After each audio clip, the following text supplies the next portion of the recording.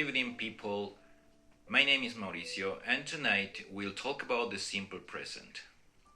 The simple present is a tense that can get a little bit tricky when it comes to grammar and structure. People tend to make mistakes, especially when it comes to third person in singular, so here we are to understand everything about the uses of the simple present and, of course, the grammar aspects. Now let's talk about the uses we give to this tense. We use the simple present for basically two things: for facts and for habits or routines. Let's talk about the facts. Facts are something or are some things that we just accept. They are things that we can't change as humans. We just accept that they happen the way they do that. So, for example, we would say that in January and February it always rains in Cochabamba. That's something we can change. That's something we just accept as people because we can't manipulate the weather or the climate. Let's go with another example. The sun rises in the east. The sun rises in the east, doesn't it? That's something we just accept. Every morning we expect that the day will start in that way, so we just accept it. Now let's talk about the other use we give to this tense for habits and routines. Habits and routines are something really important in our lives. I can say, for example, I always read in vacation. She always plays volleyball after school. He sometimes eats with with his friends during the lunch, and so on. It's something that it's really present in our lives, and that's why the simple present becomes something really important in this section. As you may have noticed, I used a very special word for these examples: always. Always is a frequency adverb, and frequency adverbs will take a big part in this section, especially for the simple present, because they will help us to cover the time. The simple present is known to cover a big part in a timeline, for example, to mention examples like the examples I mentioned before.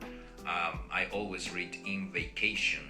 That always will help me cover that time, which is the vacation, and that's something really important when it comes to frequency adverbs. In order to mention some of them, we can, for example, say always, rarely, sometimes, usually, often. Those are the most usual frequency adverbs that take part in this tense. Now let's continue with the tricky part of the simple present: the grammar. The grammar of the simple present may seem as something simple, but in reality many students make mistakes in this section. It's because of its complexity, because especially with the third person in singular, as we will see immediately, people tend to make mistakes during this part. So we are here to try to cover that section. So the thing that we are going to do is to basically divide the subject pronouns into parts. The part one will be the I, you, we, and they. And the other part, the difficult part, will be the he and he, she, and it. The part one is easier, much easier, because the only thing we need to do is to take the verb and conjugate with the subject pronouns in the base form. So that means we are not going to modify the verbs. The verbs will be the way they are, the way they were born. So that's something really, really simple. We will have sentences like, I always write short stories for my mom. We play soccer during the weekends, and so on.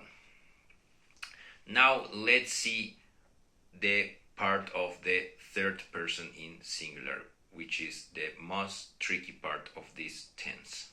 Let's make it simple as much as possible. To conjugate the simple present in terms of the subject pronoun and the verb, the only thing we need to do is to add an s if we are working with he, she, and it. That is the general rule. You always add an s at the end of the verb if you are working with these three subjects. So, of course, we need to identify if we are working with he, she, and it. Of course, he can be Marco, she can be Bianca, and it can be a table. So you need to be very, very careful with them. Okay, so let's see some examples. I always play soccer with my friends. Will become into she always plays soccer with her friends. As you noticed, play changed to plays because of the presence of a third person in singular, which is she.